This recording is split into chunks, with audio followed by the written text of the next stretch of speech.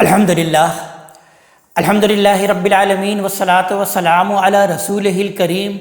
اما بعد فاعوذ باللہ من الشیطان الرجیم بسم اللہ الرحمن الرحیم یا ایہا الذین آمنوا لا تدخلوا بیوتا غیر بیوتکم حتی تستأنسوا وتسلموا علی اہلہا ذالکم خیر لکم لعلکم تذکرون۔ صدق اللہ العظیم۔ رب اشرح لی صدری ویسر لی امری واحلل عقدۃ من لسانی یفقہوا قولی۔ یہ سورہ نور کی آیت نمبر 27 ہے، جس سے ہم آج کے مطالعہ قرآن حکیم کی ابتدا کر رہے ہیں۔ اس سے قبل سورہ نور میں آیت نمبر 11 سے 26 تک ایک انتہائی افسوسناک واقعہ، جسے کہ واقعہ افک کے نام سے موسوم کیا جاتا ہے، اللہ تبارک و تعالیٰ نے اس پر تبصرہ فرمایا۔ یہ وہ واقعہ ہے کہ جس میں حضرت عائشہ رضی اللہ تعالی عنہا ام المومنین، ان پر منافقین نے تہمت اور بہتان لگایا، جس کی کہ اللہ تبارک و تعالیٰ نے سختی سے تردید فرمائی۔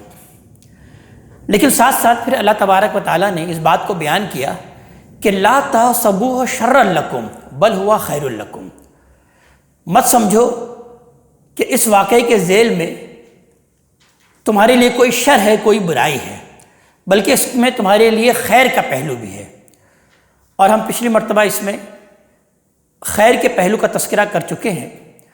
اور خاص طور پر اس میں ایک خیر کا پہلو کہ اس واقعے نے در حقیقت معاشرے کی اصلاح اور تنظیم سے متعلق بہت سے احکام اور ہدایات کے نزول کے لیے ایک نہایت سازگار فضا پیدا کر دی۔ اگر اس فضا کے پیدا ہوئے بغیر یہ احکام اترتے، نازل ہوتے، تو بہت سے لوگوں پر حقیقت یہ ہے کہ اس کی قدر و قیمت واضح نہیں ہو سکتی تھی۔ تو لہٰذا اللہ تبارک تعالیٰ اب مسلمانوں کی اس معاشرے کے تزکیہ اور تطہیر کے لیے کچھ اہم احکام ارشاد فرما رہے ہیں آیت نمبر 27 سے۔ لہذا ارشاد ہوتا ہے یا ایھا الذین آمنوا لا تدخلوا بیوتا غیر بیوتکم حتی تستأنسوا وتسلموا علی اہلہا۔ اے ایمان والو، اب معاشرے کی اس پاکیزگی کے لیے ضروری ہے کہ تم اپنے گھروں کے سوا دوسرے کے گھروں میں داخل نہ ہوا کرو، حتی تستأنسوا وتسلموا علی اہلہا، جب تک کہ اپنے آپ کی پہچان نہ کرا لو، تعارف نہ پیدا کر لو، اور گھر والوں کو سلام نہ کر لو۔ یعنی ایک دوسرے کے گھروں میں جانے کی ضرورت پیش آ جائے تو بے دھڑک اور بے پوچھے اندر داخل نہیں ہو جانا چاہیے، یہ جائز نہیں ہے ہرگز۔ اس طرح کے موقع پر ضروری ہے کہ آدمی پہلے گھر والوں کو اپنا تعارف کرائے، اور جس کا شائستہ اور مہذب طریقہ یہ ہے کہ دروازے پر کھڑے ہو کر سلام کیا جائے۔ اس سے گھر والے معلوم کر لیں گے کہ آنے والا کون ہے، کیا چاہتا ہے، اور اس کا گھر میں داخل ہونا مناسب ہے یا نہیں۔ اس کے بعد اگر وہ سلام کا جواب دیں اور اجازت ملے تو گھر میں داخل ہو جاؤ، ورنہ واپس ہو جاؤ۔ نبی کریم صلی اللہ علیہ وآلہ وسلم نے اس حکم کی وضاحت میں فرمایا ہے کہ اجازت کے لیے 3 مرتبہ پکارو، اگر تیسری مرتبہ پکارنے پر بھی جواب نہ ملے تو واپس ہو جاؤ۔ اس بات کو بخاری نے اپنی حدیث جس کا کہ رقم 6245 ہے، اور امام مسلم نے 5643 نمبر حدیث میں اس بات کو بیان کیا۔ اسی طرح نبی کریم صلی اللہ علیہ وسلم کا ارشاد ہے کہ اجازت بالکل عین گھر کے دروازے پر کھڑے ہو کر اندر جھانکتے ہوئے نہیں مانگنی چاہیے، اس لیے کہ اجازت مانگنے کا حکم تو دیا ہی اس لیے گیا ہے کہ گھر والوں پر نگاہ نہ پڑے۔ یہ بات بھی بیان ہوئی ہے بخاری میں بھی اور مسلم میں بھی، یعنی متفق علیہ حدیث ہے۔ تو آگے بیان کیا جا رہا ہے کہ ذالکم خیر لکم لعلکم تذکرون، یہی تو طریقہ تمہارے لیے بہتر ہے تاکہ تم تذکیر حاصل کرو، تاکہ تم یاد دہانی تمہیں حاصل رہے۔ یعنی اس بات کی یاد دہانی کہ تم دوسروں کے حرم میں قدم رکھ رہے ہو، یہاں کچھ اخلاقی آداب کے بھی لحاظ ضروری ہیں، اور گھر والوں بھی آگاہ ہو جائیں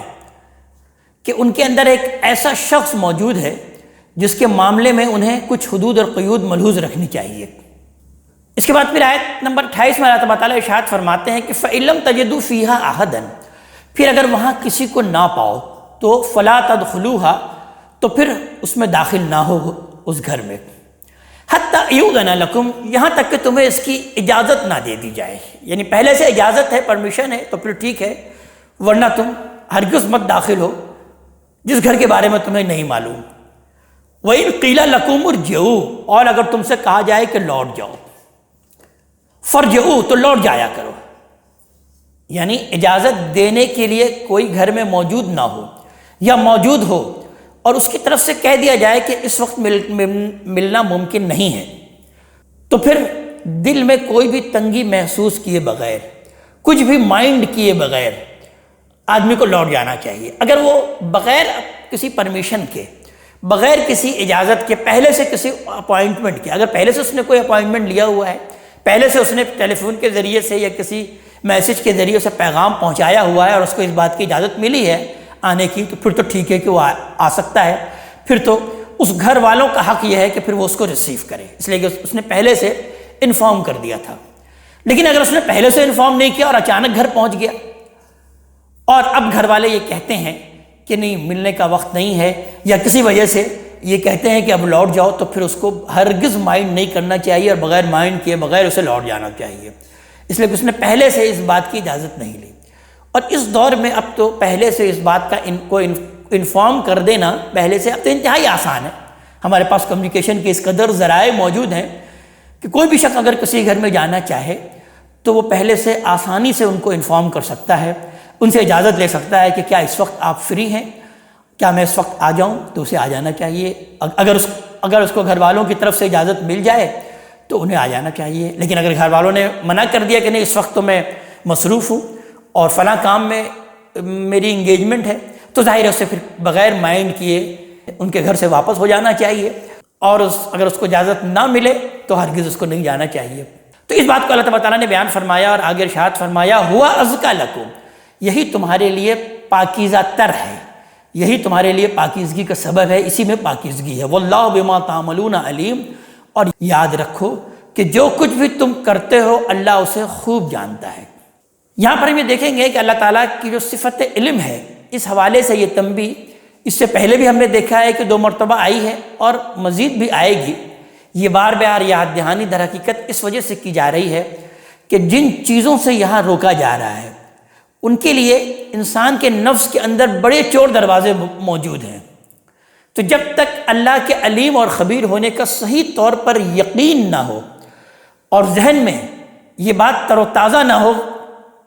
تو صرف احکام اور ہدایت سے ان چور دروازوں کو، ان رخنوں کو بند کرنا پھر ممکن نہیں ہے. شیطان کوئی نہ کوئی راستہ نکال ہی لیتا ہے اور آدمی ٹھوکر کھا جاتا ہے. البتہ اگر اس تصور کا دل پر ہر وقت غلبہ رہے کہ اللہ تعالیٰ سب کچھ دیکھ رہا ہے، تو پھر یہ چیز شیطان کی مخفی سے مخفی چالوں سے بھی انسان کو محفوظ رکھتی ہے. شیطان کی پوشیدہ سے پوشیدہ چالیں بھی ناکام و نامراد ہو جاتی ہیں. پھر آگے اللہ تعالیٰ نے استثناء بیان کیا کہ لیس علیکم جناح ان تدخلوا بیوتا غیر مسکونہ، اس میں البتہ تم پر کچھ گناہ نہیں ہے، کوئی حرج نہیں ہے کہ ایسے گھروں میں داخل ہو کہ وہ رہنے کے گھر نہیں ہیں. فیہا متاع لکم، جن میں تمہارے لیے کوئی منفعت ہے، یعنی ہوٹل، سرائے، مہمان خانے، دکانیں، دفاتر، آفیسز، مردانہ نشست گاہیں وغیرہ، ان میں اگر کسی منفعت اور ضرورت کا تقاضا ہو تو آدمی اجازت کے بغیر جا سکتا ہے. یعنی اجازت لینے کی جو پابندی عائد کی گئی ہے وہ در حقیقت ایسی جگہوں سے متعلق نہیں ہے، ایسی جگہوں سے متعلق ہے کہ جہاں پر خواتین ہوں، گھر والے ہوں، کوئی فیملی رہتی ہو. واللہ یعلم ما تبدون وما تکتمون، اللہ تبارک تعالیٰ جانتا ہے جو کچھ بھی تم ظاہر کرتے ہو اور جو کچھ بھی تم چھپاتے ہو. آگے اللہ تبارک تعالیٰ اس بات کو بیان کر رہے ہیں کہ اب جب اجازت مل گئی اور تم گھر میں داخل ہو گئے تو وہاں پر اب کچھ خواتین بھی ہوں گی، تو لہٰذا ان سے کن باتوں کو ملحوظ رکھنا ہے. یعنی اب اللہ تبارک تعالیٰ ان آداب کو بیان کر رہے ہیں کہ جہاں پر مرد اور عورت کا اختلاط ہو جاتا ہے. لہذا ارشاد ہو رہا ہے سب سے پہلے اہل ایمان کو یعنی مردوں کو تلقین کی جا رہی ہے کہ انہیں خاص طور پر 2 باتوں کا خیال رکھنا ہے. قل للمؤمنین یغضوا من ابصارہم، اے محمد صلی اللہ علیہ وسلم کہہ دیجئے اہل ایمان مردوں سے، اپنے ماننے والوں سے، کہ ان گھروں میں اگر عورتیں ہوں تو اپنی نگاہیں بچا کر رکھیں، اپنی نظریں نیچی رکھیں۔ یہ ہدایت ہم دیکھیں گے کہ آگے عورتوں کو بھی کی گئی ہے۔ اس کے لیے صرف جو الفاظ آئے ہیں وہ یغض من ابصارہم کے ہیں، یعنی نگاہیں نیچی رکھیں، نگاہیں پست رکھیں، نگاہوں میں حیا ہو، اور مرد اور عورت ایک دوسرے کے حسن و جمال سے آنکھیں سینکنے، خط و خال کا جائزہ لینے اور ایک دوسرے کو گھورنے سے پرہیز کریں۔ تو اس حکم کا منشا یقیناً پورا ہو جاتا ہے، اس لیے کہ اس سے مقصود نہ دیکھنا یا ہر وقت نیچے ہی دیکھتے رہنا نہیں ہے، بلکہ نگاہ بھر کر نہ دیکھنا اور نگاہوں کو دیکھنے کے لیے بالکل آزاد نہ چھوڑ دینا۔ اس طرح کا پہرا اگر نگاہوں پر نہیں بیٹھایا جائے گا تو نبی کریم صلی اللہ علیہ وسلم کے الفاظ میں یہ آنکھوں کا زنا ہوگا، جیسا کہ بخاری کی حدیث نمبر 6243 اور مسلم کی حدیث نمبر 6354 میں اس بات کو بیان کیا گیا کہ یہ آنکھوں کا زنا ہے، اس سے ابتدا ہو جائے تو پھر شرمگاہ اسے پورا کر دیتی ہے اور یا پھر پورا کرنے سے رہ جاتی ہے۔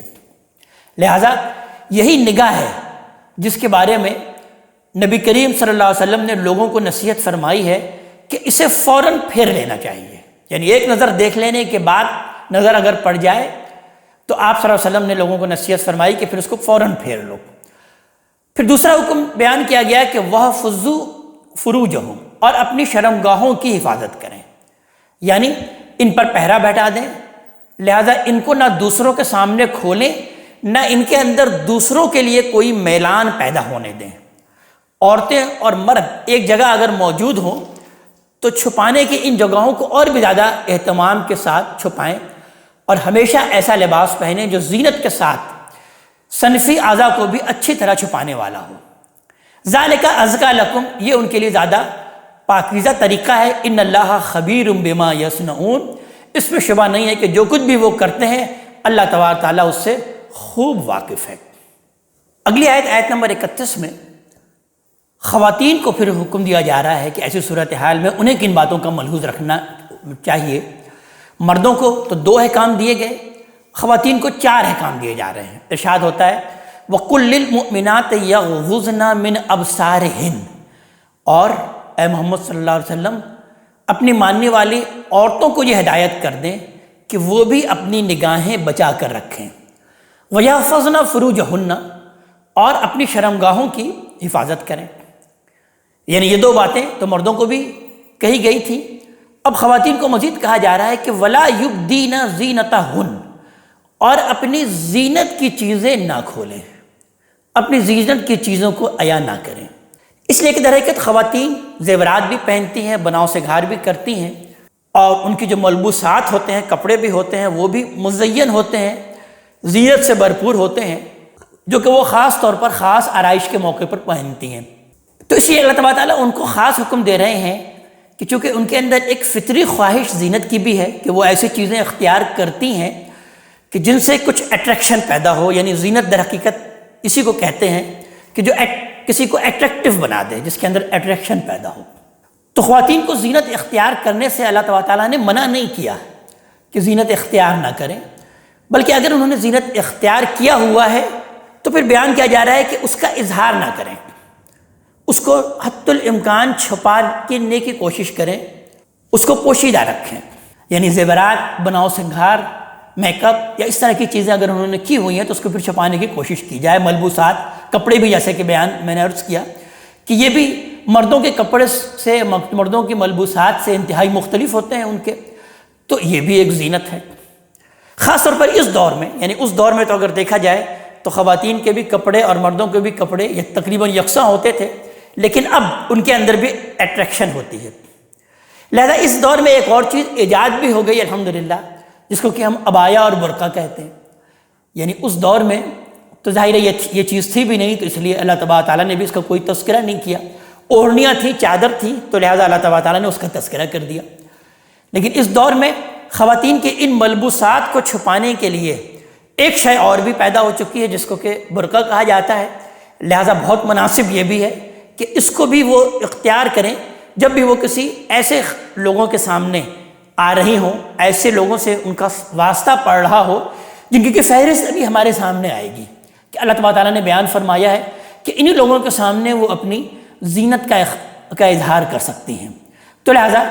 ایسے موقع کے اندر انہیں اپنا یہ عبایا یا برقع کو اختیار کر لیں تو یہ بہت مناسب بھی ہوگا، ایک بڑا ممد اور معاون ثابت ہوگا۔ تو اسی اللہ تعالیٰ نے بیان فرمایا کہ وَلَا يُبْدِينَ زِينَتَهُنَّ، اور اپنی زینت کی چیزیں نہ کھولیں، اس کا اظہار نہ کریں، إِلَّا مَا ظَهَرَ مِنْهَا، سوائے اس کے کہ جو کہ خود ہی ظاہر ہو جائیں، جو کہ خود ہی کھل جائیں، جو کہ کھلی رہتی ہیں، جن کو کوئی چھپانا ممکن نہیں ہے، یعنی کوئی بہت زیادہ اس کے اندر تکلفات بھی کرنے کی ضرورت نہیں ہے اس کو چھپانے کے لیے، جو خود ہی کھلی رہتی ہیں اور کھل جاتی ہیں۔ اس کے علاوہ جو بھی چھپا سکتی ہیں، جس کے اظہار سے وہ روکا جا سکتا ہے، اس کو وہ روکنے کی کوشش کریں۔ مزید ان کو چوتھا حکم اللہ تبارک تعالیٰ نے یہ دیا کہ وَلَا يَضْرِبْنَ بِخُمُرِهِنَّ عَلَىٰ جُيُوبِهِنَّ، اور اپنی اوڑھنیاں، ان کے آنچل اپنے گریبانوں میں ڈالے رکھیں، اپنے گریبانوں میں ڈال لیں۔ یعنی خواتین کی ایک خاص شرمگاہ ان کے سینوں میں بھی ہوتی ہے، اس لیے اللہ تبارک تعالیٰ نے خاص طور پر اس بات کو بیان فرمایا کہ وہ جو اوڑھنیاں وہ پہنتی ہیں اس کا ایک بکل اپنے سینوں میں پھر بھی مار لیا کریں، اس کو اپنے گریبانوں پر بھی ڈال لیا کریں۔ اور پھر بیان ہوا کہ وَلَا يُبْدِينَ زِينَتَهُنَّ، اور اپنی زینت کی چیزیں ہرگز نہ کھولیں، إِلَّا لِبُعُولَتِهِنَّ۔ اب وہ رشتے آ رہے ہیں، اللہ تعالیٰ بیان فرما رہے ہیں کہ ان رشتوں کے سامنے، ان لوگوں کے سامنے وہ اپنی زینت کا اظہار کر سکتی ہیں، اس کے علاوہ باقی لوگوں کے سامنے اپنی زینتوں کا اظہار ہرگز نہ کریں۔ إِلَّا لِبُعُولَتِهِنَّ، سوائے اپنے شوہروں کے سامنے، او آبائہن، یا اپنے باپوں کے سامنے، او آباء بعولتہن، یا اپنے شوہروں کے باپ کے سامنے، یعنی اپنے فادر اللہ کے سامنے۔ یہاں پر لفظ استعمال ہوا ہے آباء، اس کے مفہوم میں صرف باپ ہی نہیں بلکہ اجداد یعنی باپ دادا یہ سب شامل ہو جاتے ہیں۔ لہذا ایک عورت اپنے ددیال اور ننیال اور اپنے شوہر کے ددیال اور ننیال کے ان سب بزرگوں کے سامنے زینت کی چیزیں اسی طرح ظاہر کر سکتی ہیں جس طرح اپنے والد اور اپنے سسر کے سامنے کر سکتی ہیں۔ پھر بیان ہوا او ابنائہن، یا اپنے بیٹوں کے سامنے، او ابناء بعولتہن، یا اپنے شوہروں کے بیٹوں کے سامنے،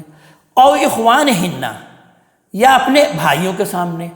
او بنی اخوانہن، یا اپنے بھائیوں کے بیٹوں کے سامنے، او بنی اخواتہن، یا اپنی بہنوں کے بیٹوں کے سامنے۔ بیٹوں میں پوتے، پر پوتے اور نواسے، پر نواسے، یہ سب شامل ہیں، اور اس معاملے میں سگے اور سوتیلے کا بھی کوئی فرق نہیں ہے، اور یہی حکم بھائیوں اور بھائی بہنوں کی اولاد کا بھی ہے۔ ان میں بھی سگے، سوتیلے اور رضائی تینوں قسم کے بھائی اور بھائی بہنوں کی اولاد بھی شامل سمجھی جائیں گی۔ اور پھر مزید بیان ہوا اور نسائہن، یعنی اپنی میل جول کی عورتوں کے سامنے، یعنی سے بات واضح ہے کہ اجنبی عورتوں کو بھی مردوں ہی کے حکم میں سمجھنا چاہیے، اور ان کے سامنے بھی مسلمان عورتوں کو اپنی چھپی ہوئی زینت کے معاملے میں محتاط رہنا چاہیے۔ اس کی وجہ یہ ہے کہ عورتوں کے جو صنفی جذبات بھی بعض اوقات عورتوں سے متعلق ہو جاتے ہیں، اسی طرح یہ بھی ہوتا ہے کہ ان کے جو محاسن سے متاثر ہو کر وہ مردوں کو ان کی طرف اور انہیں مردوں کی طرف بھی مائل کرنے کا ذریعہ بن جاتی ہیں۔ اس لیے اللہ تعالیٰ نے خاص طور پر بیان کیا کہ وہ اپنی ہی جان پہچان کی خواتین کے سامنے ہی اپنی زینت کا اظہار کریں، غیر اور اجنبی لوگوں کے سامنے اپنی زینت کا اظہار نہ کریں۔ او ما ملکت ایمانہن، اور اپنے غلاموں کے سامنے، جو ان کے ملک یمین غلام ہیں ان کے لیے بھی کوئی حرج نہیں۔ او التابعین غیر اولی الاربۃ من الرجال، یا ان زیر دست مردوں کے سامنے جو اب عورتوں کی خواہش نہیں رکھتے، یعنی وہ لوگ جو کہ گھر والوں کے سرپرستی میں رہتے ہیں اور زیر دستی کے باعث، یعنی اس قدر اتنے عرصے سے وہ سب آرڈینیٹ بن کر ان کے ملازم ہیں کہ اس باعث یا بھی اور کسی بھی وجہ سے انہیں اب عورتوں کی طرف رغبت نہ ہو، تو اللہ تبارک تعالیٰ بیان فرما رہے ہیں کہ ٹھیک ہے، پھر ان کے سامنے بھی وہ اپنی زینت کے ساتھ آ سکتی ہیں۔ بیان ہوا او الطفل الذین لم یظہروا علی عورات النساء، یا ان بچوں کے سامنے جو ابھی عورتوں کی پردے کی چیزوں سے ابھی واقف نہیں ہوئے ہیں۔ مزید اللہ تعالیٰ نے بیان کیا کہ وَلَا يَضْرِبْنَ بِأَرْجُلِهِنَّ، اور اپنی پاؤں زمین پر مارتے ہوئے نہ چلیں، لِيُعْلَمَ مَا يُخْفِينَ مِنْ زِينَتِهِنَّ، کہ ان کی چھپی ہوئی زینت معلوم ہو جائے۔ یعنی اگر پاؤں میں بھی کچھ زیورات پہنے ہوئے ہیں تو وہ بھی ایک زینت ہے، اس کا بھی وہ اظہار نہ کریں. بیان کیا جا رہا ہے کہ اس کو پاؤں کو زمین پر مارتے ہوئے نہ چلیں، کہ یہ زینت بھی، اس زینت کا بھی اظہار نہ ہو غیر مردوں کے اندر. اس لیے کہ پھر غیر مردوں کے اندر اس زینت کی وجہ سے بھی توجہ ہو جاتی ہے. تو اللہ تعالیٰ نے اس قدر بھی، اس طرح اللہ تعالیٰ نے احتیاط اس میں برتی ہے. وَتُوبُوا إِلَى اللَّهِ جَمِيعًا أَيُّهَا الْمُؤْمِنُونَ، اے ایمان والو اب تک کی غلطیوں پر سب مل کر اللہ سے رجوع کرو، لعلکم تفلحون، تاکہ تم فلاح پاؤ. اسی طرح اب یہ بھی ضروری ہے کہ وَأَنكِحُوا أَيَامَ مِنكُم، تم میں سے جو لوگ مجرد ہوں ان کے نکاح کر دو. یعنی بیوی یا شوہر سے محروم ہو. بیوی یا شوہر سے محروم بعض اوقات اخلاقی فساد اور شیطان کے در اندازیوں کا دروازہ کھول دینے کا باعث بن جاتی ہے. پھر اس سے شریروں کو تہمتیں پھیلانے کے مواقع بھی ہاتھ آ جاتے ہیں. لہذا تزکیہ اور تطہیر کے لیے اللہ تعالیٰ نے یہ ہدایت بھی ضروری سمجھی کہ کوئی بھی مجرد زندگی نہ گزارے. اگر بیوی کا انتقال ہو گیا ہے تو مرد کو چاہیے کہ فوراً اپنا نکاح کر لے، اور بالکل اسی طریقے سے اگر کسی خاتون کے شوہر کا انتقال ہو گیا ہے تو اسے بھی چاہیے کہ جلد از جلد وہ نکاح کر لے، تاکہ کسی بھی شیطانی وسوسے، تہمتیں اور اس طرح کی چیزوں سے وہ محفوظ رہ سکے. وَالصَّالِحِينَ مِنْ عِبَادِكُمْ وَإِمَائِكُمْ، اور اپنے ان غلاموں اور لونڈیوں کے بھی جو اس کی صلاحیت رکھتے ہیں ان کو بھی یعنی نکاح کر دیا کرو. غلاموں اور لونڈیوں کو بھی آپس میں تم نکاح کر دیا. یعنی غلاموں کو بھی کس طرح سے اتنے عرصے تک تم مجرد چھوڑ سکتے ہو. ظاہر ہے ان کے اندر بھی وہ ساری فطری خواہشات موجود ہیں، لونڈیوں کے اندر بھی وہ ساری فطری خواہشات موجود ہیں. تو اللہ تعالیٰ اس بات کو بیان فرما رہے ہیں کہ اپنی غلاموں اور اپنے لونڈیاں جو کہ صالح ہوں، جو کہ گھر گرستی کی زندگی گزار سکتے ہیں، اللہ تعالیٰ بیان فرما رہے ہیں معاشرے کی پاکیزگی اور طہارت کے لیے ضروری یہ ہے کہ ان کے بھی نکاح کر دیا کرو. ان یکونوا فقراء یغنہم اللہ من فضلہ، اگر وہ تنگ دست ہوں گے تو اللہ ان کو اپنے فضل سے غنی کر دے گا. یعنی ظاہر ہے نکاح کرنے کے لیے ایک گھر گرستی کی زندگی گزارنی پڑتی ہے. اس کے لیے کچھ مال اور کچھ وسائل کی ضرورت ہوتی ہے. اللہ تعالیٰ بیان فرما رہے ہیں کہ اگر وہ تنگ دست ہیں تو ہو سکتا ہے کہ اللہ تعالیٰ اسی کے ذریعے سے اپنے فضل سے کچھ عطا فرما دے. اللہ تعالیٰ کے فضل وہ مانگے. واللہ واسع علیم، اللہ تعالیٰ تو بہت وسعت والا ہے اور ہر چیز کا علم رکھنے والا ہے. لیکن پھر بیان ہوا کہ وَلْيَسْتَعْفِفِ الَّذِينَ لَا يَجِدُونَ نِكَاحًا، اور جو نکاح کا استطاعت نہ پائیں، اس کا موقع نہ پائیں، تو انہیں چاہیے کہ پھر اپنے آپ کو ضبط رکھیں. یعنی ابھی ایسے حالات ان کے نہیں ہیں کہ وہ ایک گھر گرستی کی زندگی گزار سکیں، نکاح کا ان کے پاس موقع نہیں ہے. تو اللہ تبارک تعالیٰ اس بات کو بیان فرما رہے ہیں کہ پھر وہ اپنی آپ کی حفاظت کریں اور اپنے آپ کو ضبط میں رکھیں. حتی یغنیہم اللہ من فضل، یہاں تک کہ اللہ تعالیٰ ان کو اپنے فضل سے غنی کر دے. تو جو ہی وہ استطاعت رکھتے ہوں اور ایسے ان کے حالات ہو جائیں کہ وہ ایک گھر بسا سکتے ہیں تو چاہیے کہ وہ فوراً پھر نکاح کر لیں. والذین یبتغون الکتاب مما ملکت ایمانکم، اور تمہارے مملوکوں میں سے، تمہارے غلاموں میں سے جو مکاتبت چاہیں، فکاتبوہم، تو ان سے مکاتبت کر لو. یہ مکاتبت در حقیقت ایک اصطلاح ہے. اس کے معنی یہ ہے کہ غلام اپنے مالک سے یہ معاہدہ کر لے کہ فلاں مدت میں وہ اس کو اتنی رقم ادا کر دے گا یا اس کی کوئی متعین خدمت انجام دے دے گا اور اس کے بعد پھر وہ آزاد ہو جائے گا. تو اس طرح کے اگر کوئی معاہدہ کر لے، کوئی مکاتبت کر لے، تو اللہ تعالیٰ اس بات کو بیان فرما رہے ہیں کہ پھر تم مکاتبت کر لو.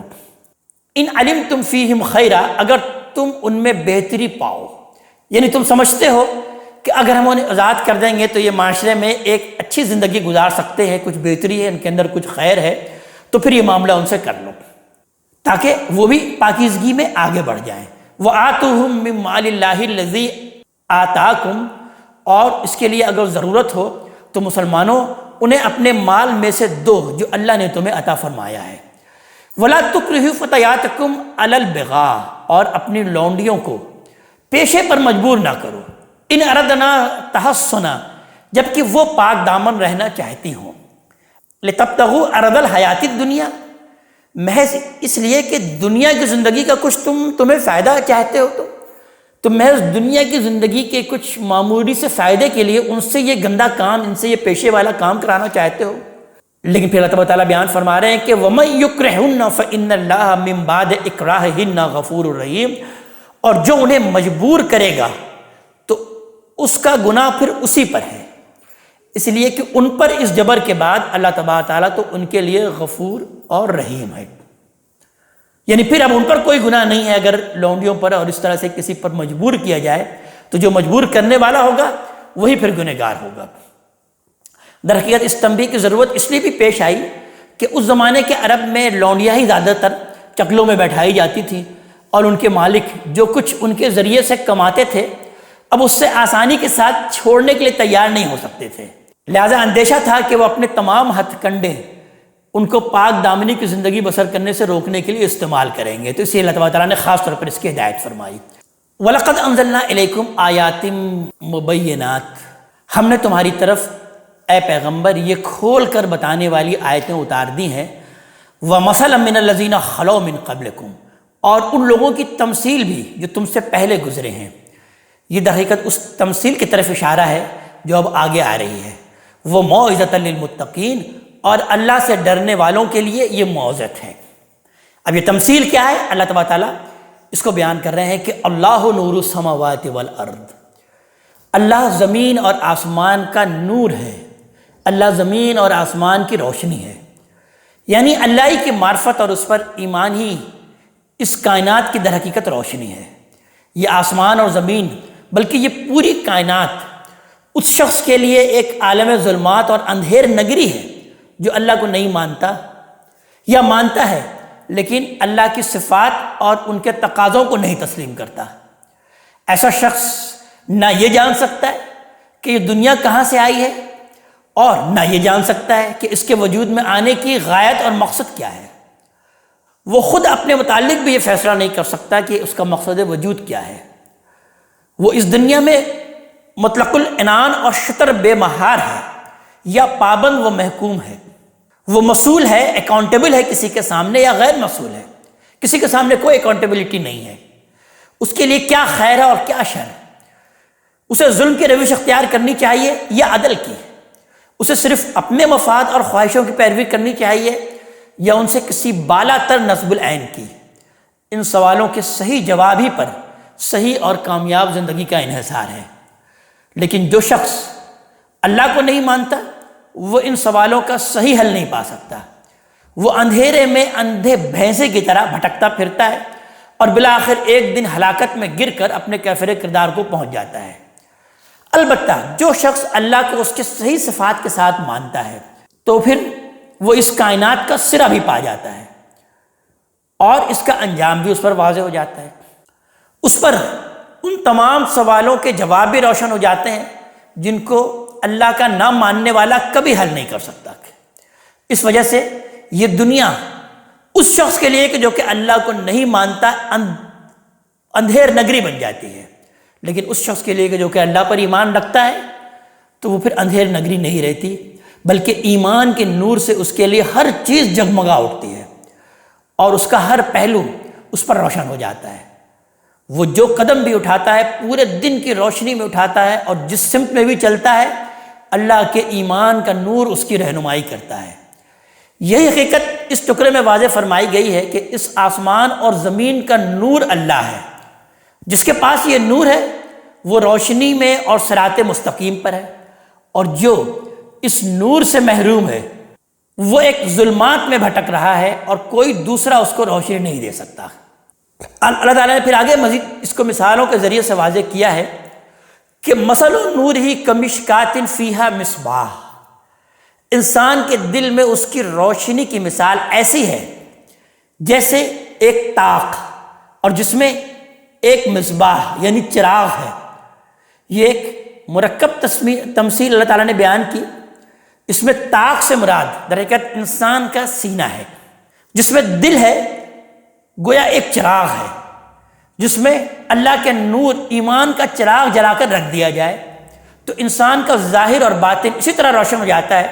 جس طرح اگر کوئی چراغ گھر میں کسی اونچی جگہ پر رکھ دیا جائے تو اس سے پورا گھر روشن ہو جاتا ہے۔ اللہ تعالیٰ آگے بیان فرما رہے ہیں کہ المصباح فی زجاجہ، وہ مصباح یعنی چراغ شیشے کے اندر ہے۔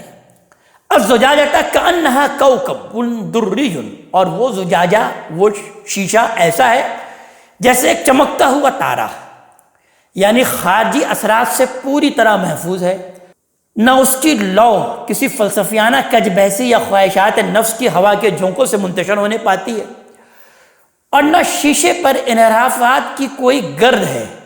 کہ وہ اس شیشے کو میلا کر دے اور اس کی روشنی کے لیے وہ شیشہ اس گرد کی وجہ سے حجاب بن جائے۔ وہ چمکتے ہوئے تارے کے مانند، اللہ تعالیٰ بیان فرما رہے ہیں کہ وہ چمکتے ہوئے تارے کے مانند بالکل صاف اور شفاف ہیں۔ یوقد من شجرۃ مبارکۃ زیتونہ، پھر مزید برآں یہ کہ وہ زیتون کے ایسے شاداب درخت کے تیل سے روشن کیا جاتا ہے وہ چراغ، لا شرقیۃ ولا غربیہ، نہ تو وہ شرقی ہے نہ وہ غربی ہے، یعنی وہ درخت کسی نہ شرقی سمت میں ہے نہ کسی غربی سمت میں ہے۔ یعنی ایمان کا یہ چراغ جس فطری طلب و استعداد کے تیل سے روشن ہوتا ہے وہ باغ کے درمیان کے درختوں کا تیل ہے جو سب زیادہ شاداب ہوتا ہے، ہم جانتے ہیں، لہٰذا ان کا تیل بھی زیادہ لطیف ہوتا ہے اور زیادہ تیز روشنی دیتا ہے۔ اس کے برعکس باغ کے مشرق اور مغرب میں کناروں کے درخت ہمیشہ دھوپ اور ہوا کی زد میں رہتے ہیں، اس لیے زیادہ اچھے پھل بھی نہیں دیتے۔ اس میں اگر غور کی جائے اس مثال میں تو طلب و استعداد کے عین نقطہ اعتدال پر قائم ہونے کی طرف بھی اللہ تعالیٰ نے اشارہ کیا ہے۔ بیان ہوا ہے کہ یکاد زیتھا یغزی ولو لم تمسسہ نار، اس کا تیل ایسا شفاف ہے کہ گویا آگ کے چھوئے بغیر ہی بھڑک اٹھے گا۔ یعنی مدعا یہ ہے کہ قبول حق کی یہ استعداد اس قدر قوی ہے، اس قدر مضبوط ہے کہ گویا بیتاب ہو رہی ہے کہ حق کب اس کے سامنے آئے اور وہ بغیر کسی تردد اور تاخیر کے اس کو قبول کر لے۔ نور علی نور، اور جب اس طرح سے حق سامنے آ جاتا ہے تو پھر نور پر نور ہے، روشنی کے اوپر روشنی ہے، یعنی فطرت کی روشنی پر ایمان کی روشنی جو انسان کے پورے وجود کو نور علی نور بنا دیتی ہے۔ فطرت میں اگر یہ پہلے سے فطرت اس کی صاف اور شفاف ہے جس کی اللہ تعالیٰ نے تمثیل بیان کی، اور پھر ایمان کی دعوت آ جاتی ہے، کوئی شخص ایمان کی ندا لگاتا ہے، منادی لگاتا ہے، تو پھر وہ کہہ بیٹھتا ہے کہ ربنا اننا سمعنا منادیا ینادی للایمان ان آمنوا بربکم فآمنا، اے رب ہمارے، ہم نے سنا ایک پکارنے والے کی پکار کو کہ وہ پکار رہا تھا، منادی لگا رہا تھا، تو پس ہم ایمان لے آئے اور ایمان کو ہم نے قبول کر لیا۔ یہد اللہ لنورہ من یشاء، اللہ جس کو چاہتا ہے اپنی اس روشنی کی ہدایت بخشتا ہے۔ وَيَضْرِبُ اللَّهُ الْأَمْثَالَ لِلنَّاسِ، اللہ یہ تمثیلیں لوگوں کی رہنمائی کے لیے بیان فرماتا ہے۔ وَاللَّهُ بِكُلِّ شَيْءٍ عَلِيمٌ، اور اللہ ہر چیز سے واقف ہے۔ پھر ایسے وہ لوگ جو کہ اس طرح کے نور ایمان سے مزین ہوتے ہیں، اللہ تعالیٰ ان کے بارے میں بیان فرما رہے ہیں کہ فی بیوت اذن اللہ ان ترفع، یہ طاق ان گھروں میں ہے کہ جن کی نسبت اللہ نے حکم دیا کہ تعمیر کیے جائیں، یعنی ان عبادت گاہوں کی طرف اشارہ در حقیقت ہے کہ جو براہ راست اللہ تعالیٰ کے حکم سے قائم ہوئے ہیں، یعنی جیسے کہ بیت اللہ اور بیت الحرام، ان کے لیے قرآن حکیم میں بھی لفظ رفع آتا ہے، وَإِذْ يَرْفَعُ إِبْرَاهِيمُ الْقَوَاعِدَ مِنَ الْبَيْتِ وَإِسْمَاعِيلُ، اور اسی در حقیقت مسجدیں بھی مراد ہیں کہ جو کہ در حقیقت بیت اللہ ہی کی بیٹیاں ہیں۔ یعنی ایسے لوگ در حقیقت ان کا دل اسی مسجدوں میں اٹکا ہوا ہوتا ہے، وہ مسجدوں میں ہی رہنا ان کے لیے محبوب تر ہوتا ہے، لہذا ان کا تذکرہ اللہ تعالیٰ بیان فرما رہے ہیں کہ وہ مسجدیں، وہ گھر جن کو کہ اللہ تعالیٰ نے بلند کرنے کا حکم دیا، وَيُذْكَرَ فِيهَا اسْمُهُ، اور ان میں اس کے بعد اس کے نام کا ذکر کیا جائے اسی مسجد میں، يُسَبِّحُ لَهُ فِيهَا بِالْغُدُوِّ وَالْآصَالِ رِجَالٌ، ان میں وہ مردان حق ہیں جو صبح شام اس کی تسبیح کرتے ہیں۔ لا تلہیہم تجارۃ ولا بیع عن ذکر اللہ واقام الصلاۃ وایتاء الزکاۃ، جن کو غافل نہیں کرتی نہ تو کوئی تجارت اور نہ کوئی خرید و فروخت اللہ کی یاد سے، اور نماز کے اہتمام اور زکوٰۃ کے ادا کرنے سے۔ یخافون یوما، وہ اس دن سے ڈرتے رہتے ہیں، تتقلب فیہ القلوب والابصار، جس میں دل الٹیں گے اور آنکھیں پھری کی پھری رہ جائیں گی۔ لیجزیہم اللہ احسن ما عملوا، کہ اللہ ان کے عمل کا بہترین بدلہ انہیں عطا کرے، وَيَزِيدُهُم مِّن فَضْلِهِ، اور ان کو اپنے فضل سے مزید نوازے۔ وَاللَّهُ يَرْزُقُ مَن يَشَاءُ بِغَيْرِ حساب، اللہ جس کو چاہے گا بغیر حساب، بغیر حساب عطا فرمائے گا۔ اسی پر ہم اپنی گفتگو کو ختم کرتے ہیں۔ اللہ تعالیٰ ہمیں اپنے کلام کا فہم عطا فرمائے اور عمل کی توفیق عطا فرمائے۔ اقول قولی ھذا واستغفر اللہ لی ولکم ولسائر المسلمین والمسلمات۔